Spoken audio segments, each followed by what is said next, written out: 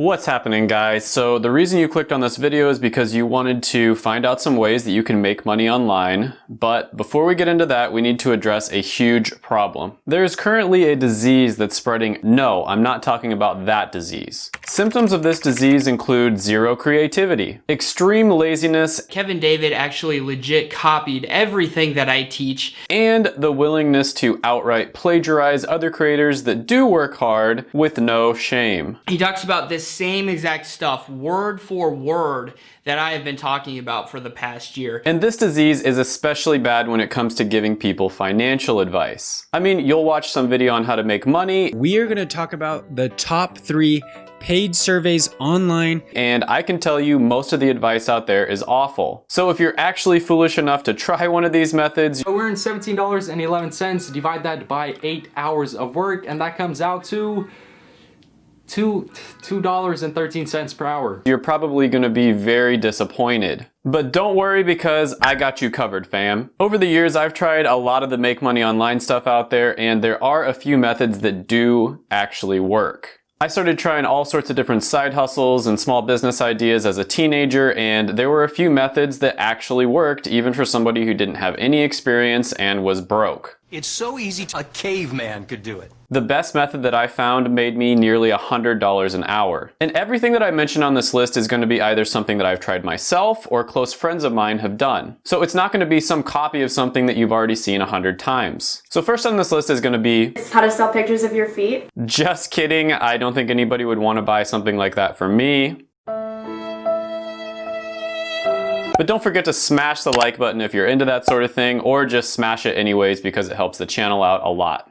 Smash. Thank you. But yeah, I'm amazed that this video has over 2 million views in just a few months. That blows my mind. But anyways, the real number 5 on the list is going to be online tutoring. Now, I actually started doing this one while I was in college, and by the time I stopped doing it, I was making over $100 an hour. So the story goes, I was in college, going through undergraduate, trying to get into pharmacy school, and there's this test that you have to take in order to get into pharmacy school. It's an entrance exam called the PCAT. So I really wanted to do well on this test, and I scoured the internet forums. I basically bought like every book there is to try to do really well on it. And there were a ton of different resources out there. Some of them were pretty good, some of them were really bad, and then there were a few that were really good. I also asked a bunch of people that did really well on the test, and some people were just naturally really smart and they were going to do well on the test anyway, so it didn't really matter what they studied. And then others were really good at researching what the best options were. And so it took me hundreds and hundreds of hours of studying and exploring and trying different things out for me to find what the absolute best option was, and this one was so much better than anything else out on the market. It wasn't even funny. And for the 0.01% of my audience that's actually studying pharmacy, it's Dr. Collins PCAT Prep. Seriously, this guy, Dr. Collins, must have an inside guy that writes the questions or something, because the stuff he told us to study was exactly what was on the PCAT. It was crazy. It was almost like he wrote the test himself. So anyways, I'm not that smart. I'm not one of those students that just naturally does really well on their tests and it really doesn't matter what they study. So I was able to do pretty well on this test because of the fact that I was able to find that really good resource. And so a lot of my friends wanted to know how I did so well on the test, and I shared my secrets with them. After a while, they started telling their friends about it, and it sort of just like spread through all the people who were taking pharmacy in undergrad at the University of Kansas. And so I started charging like $50 an hour or so because so many different people wanted to know how I did so well on the test. Now keep in mind, at this point I had done zero marketing. It was all word of mouth, and people were coming to me wanting to pay me just to tell them which resources to buy and basically how to go about studying for the test. So I started off by charging around $50 an hour, and eventually it got up to the point where I was charging around $150 an hour. And this was a win-win for both parties involved, because I was saving them hundreds of hours of time that they would have wasted studying and trying different resources that weren't nearly as good, and I was probably saving them thousands of dollars. A lot of companies would offer options where you would fly to a study facility for like a week, pay them several $1,000s, and they would supposedly tell you everything that's going to be on the test. But this option that I offered was much easier. You didn't have to fly anywhere, you didn't have to pay thousands of dollars, and it was getting people much better results. And on top of that, I was reinforcing my prior knowledge, which ended up helping me a lot in the future. So I was basically getting paid to get better at what I was doing already in the first place. So obviously this is going to be different from person to person. Most people watching this probably didn't go to pharmacy school, and so they can't tutor people on the PCAT, but a lot of people watching this, maybe you took a big test in high school like the ACT or the SAT and you did really well on that. Or maybe you're just really good at some random subject that a lot of people aren't that good at, like math for instance. The general rule here is the more specific, the better. So a specific thing that you're good at, like a specific test or maybe a specific type of math that you can help people study for, that's probably going to be more profitable for you. For instance, I know medical doctors that charge thousands and thousands of dollars to tutor students on how to get into medical school. The big thing here is to just be creative and think outside the box and think about what you've already spent your time doing and how you could save people a lot of time if they were to just pay you some money in order for you to tell them what the best resources are or how to study for a test. Now, there's a ton of different ways that you can advertise your tutoring services. Really good would be, Facebook Marketplace, Craigslist, online forums are really good as well. You can also join different groups, like for instance, I joined the Undergrad Pharmacy Society at my school, the University of Kansas. A lot of the time there'll be Facebook groups that are completely dedicated to that subject as well. So you just want to join those groups and just start offering really valuable insights, and people will probably just start naturally reaching out to you.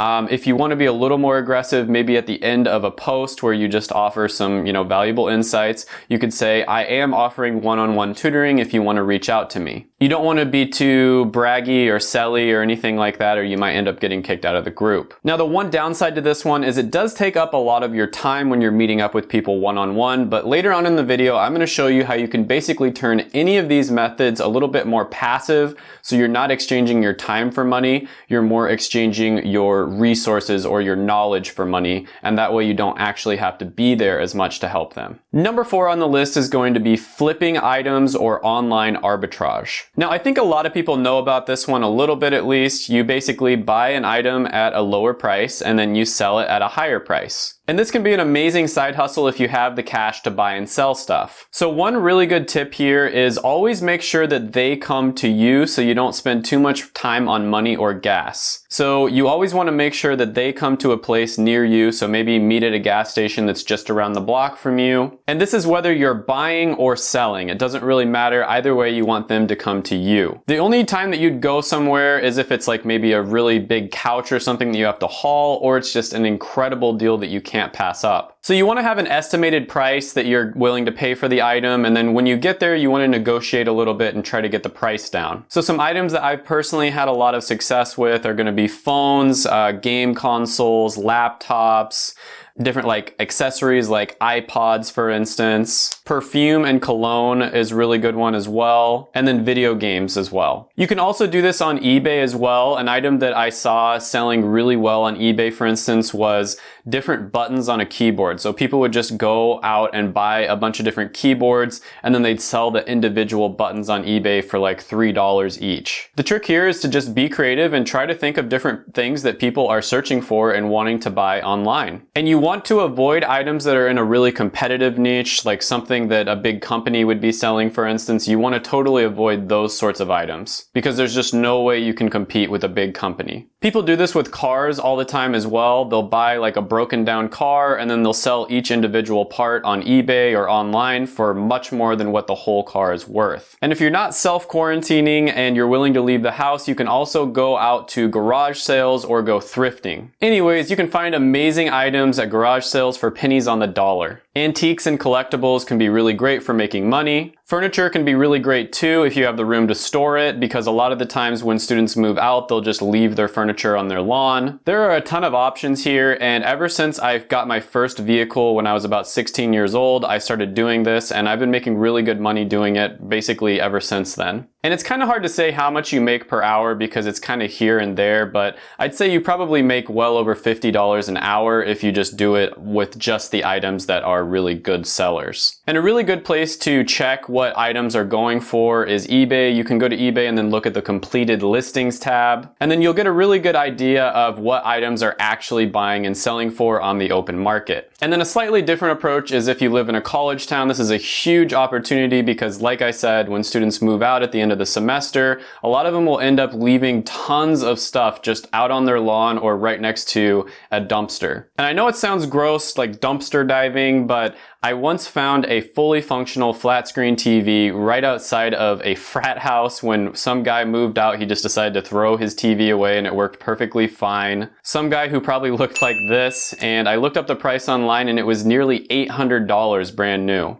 Thanks, Chad. Now this one can be great as a full-time gig, but it's also just really good as a side hustle as well. Something that you can do once in a while. You kind of just wait for something to fall into your lap. Don't spend too much time on it. So number 3 on this list is going to be teaching English online. So 2 really great resources for this are going to be Cambly as well as QKids, and these are ones where you can just basically get started with this. And I think this one is pretty self-explanatory, but you basically teach people that are not from the United States of America how to speak and write in English. With Cambly, you're making around $20 an hour when you first start off. With QKids, it's around $10 an hour. QKids is a little bit easier to sign up for than Cambly. And usually they just want to chat a bit, and you don't have to be like an expert in English. You don't have to have an English degree or anything like that. They basically just want to have a normal conversation with normal American or dialect, if that makes any sense, with somebody who is from the USA. Now you can start off on these websites just to get a little bit of experience, and then after you've done it for a little bit, you kind of know the ropes,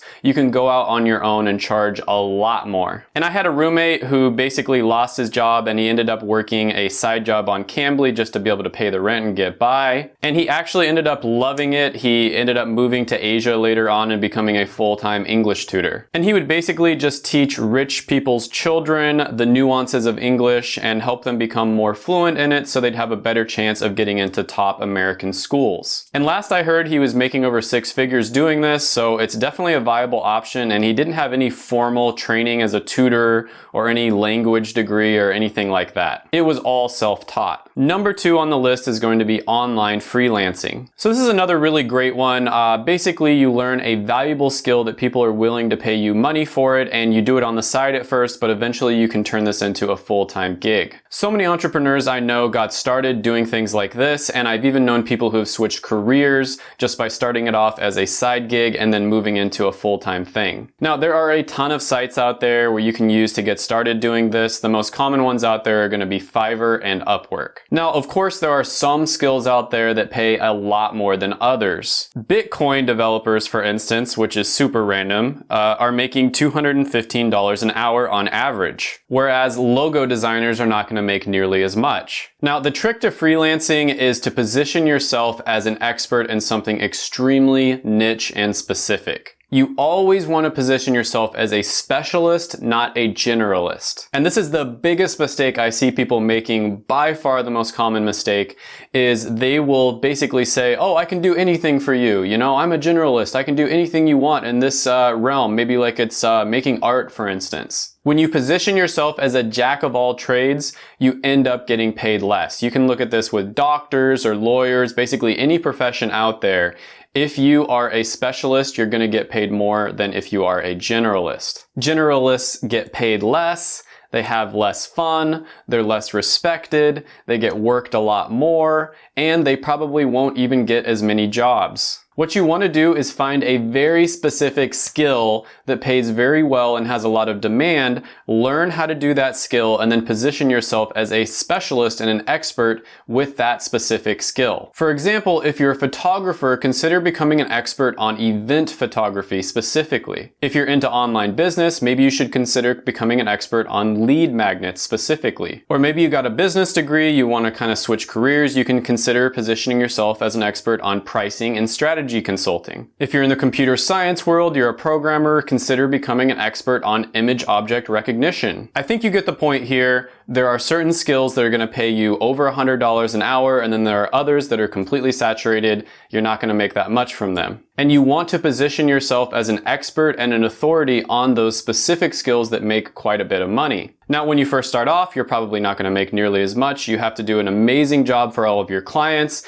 and then you're going to get your name out there, and there's going to be a lot of referrals and word of mouth and all that sort of thing. Now, number one on the list is very similar to freelancing, but in my opinion, it's even better, and that's consulting. Now, there are a lot of similarities here. Just like with freelancing, you're going to want to become an expert or a specialist on something that has a lot of demand and pays very well. Now, with freelancing, you would start off by doing most, if not all, of the work yourself. This is what's known as a done-for-you business model. And it's extremely time-consuming and also can make you very tired because it's probably very hard and repetitive work. And so for that reason, it's not quite as good as consulting, in my opinion. Now, with consulting, it's more known as a done-with-you business model. And the reason for that is because you would be telling clients how they can do something for themselves. And because of that, it's much more scalable than freelancing because you're not going to be doing most of the work yourself. And with all of the different ones that I've listed, all 5 that are on this video, you want to try to move towards more of a done-with-you business model whenever possible. Now, there are several different ways of doing this. Some consult purely just over the phone, or they consult over a Skype session, and they're charging, over $500 an hour a lot of the time. And then others already have pre-prepared packages where they teach people exactly what they're looking for, and that way you don't have to spend hardly any time at all. So they might make a manual or a video course or a program or something along those lines. And then so the client would study it on their own, and then any questions they're confused with or anything like that, they would either email or call the consultant. This takes up even less time, and so it's even more scalable. Now, a great place to start with this would be on a site like Clarity.fm. Nate O'Brien, who's a really cool guy and a fellow YouTuber here in the finance niche, charges almost $17 a minute to consult with people on his Clarity.fm. And that comes out to over $1,000 an hour. He consults with people on how to grow their YouTube channel in the finance niche. You see what I mean here? Very, very specific. If he was just consulting with people on how to grow their YouTube channel in general, there's no way he could charge $17 a minute. I've paid several consultants before, and I've never had a bad experience. It's been worth every penny. I've also done consulting myself, and I plan on doing it a lot more in the future. Now, all of the methods that I mentioned can be scaled by either hiring somebody else to do some of the work for you, or by pre-packaging things like I talked about before. You always want to be focused on how you can move towards a done-with-you business model rather than a done-for-you business model. And I highly recommend, once you get some experience, to do this as much as possible, because then you can buy yourself time and freedom. Make sure to watch my videos right here. I made them just for you. Go ahead, smash the like button, hit the subscribe button, ring the little notification bell, and then comment down below any ideas you have on the video or any other videos that I should do. Thank you so much for watching, and bye for now.